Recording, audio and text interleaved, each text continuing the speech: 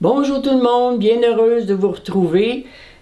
Aujourd'hui, j'avais préparé dans ma cédule de recettes des funnel cakes. Pour plusieurs, c'est peut-être un mot qui ne vous dit rien, mais c'est une pâtisserie qui se fait dans l'État du Texas. On peut dire que ça vient de là aujourd'hui avec Internet et tout. C'est répandu quasiment à travers le monde. Je vais commencer par vous donner les ingrédients. Ça prend 2 œufs, 16 onces de lait, 2 cuillères à soupe de sucre, 1 cuillère à thé de levure, une pincée de sel, puis 12 onces de farine.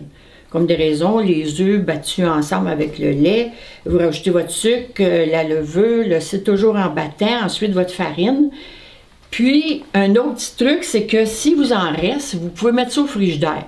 Pas de problème avec ça. Pour réactiver la levure, mettons comme le lendemain, si vous en reste, mettez un peu de sucre. Le sucre active la levure.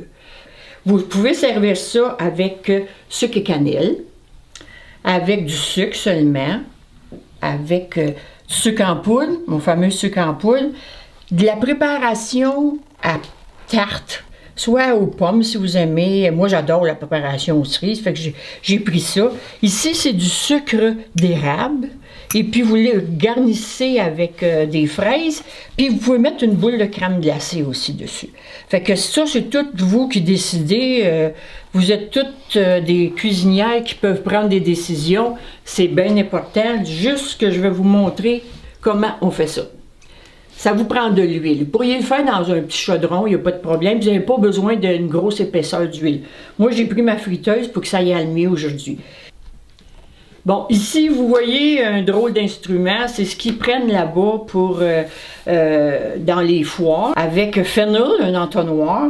La préparation, quand vous le faites cuire, vous pouvez le faire cuire dans un chaudron avec à peine de l'huile dedans, parce que ça n'en prend pas beaucoup. J'ai pris ma friteuse aujourd'hui. C'était plus facile pour s'installer ici avec ça. Un autre petit point pour faire attention, tout ce que vous faites frais, quand vous êtes capable de contrôler la température, il ne faut jamais dépasser le 350 degrés. Parce que après ça, ça va plus rôtir votre extérieur, ça ne cuira pas votre intérieur. Fait qu'à 350 degrés, vous n'aurez pas de problème. Le secret des bonnes frites, entre autres, c'est d'être à 350. Bon, ici, voyez-vous, là, notre huile est prête. Regardez, ça va nous faire une belle dentelle. Oh, celle-là va être immense. Je vais rapprocher la substance là, pour faire une bonne crêpe, un bon funnel cake ferme. Regardez, c'est rôtir, c'est pas long.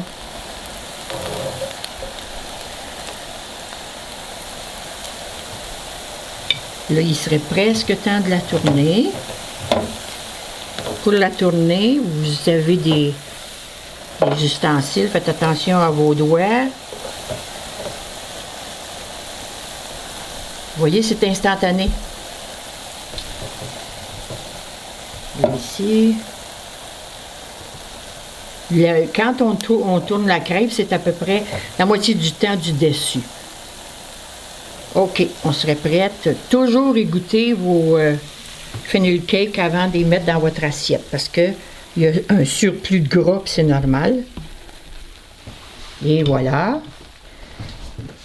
Quand vous pensez que c'est assez bien égoutté, vous la mettez dans une assiette.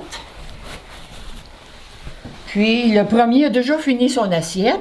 Il vous en redemande, lui. Ça fait qu'il faut que vous recommenciez. Comme ici, on mettrait peut-être juste du sucre en poudre. Déjà, par les quantités de sucre qu'il y a dans la préparation, il y a suffisamment de sucre pour ça. Fait que c'était notre funnel cake. J'espère que vous allez l'essayer. Vous ne serez certainement pas déçus.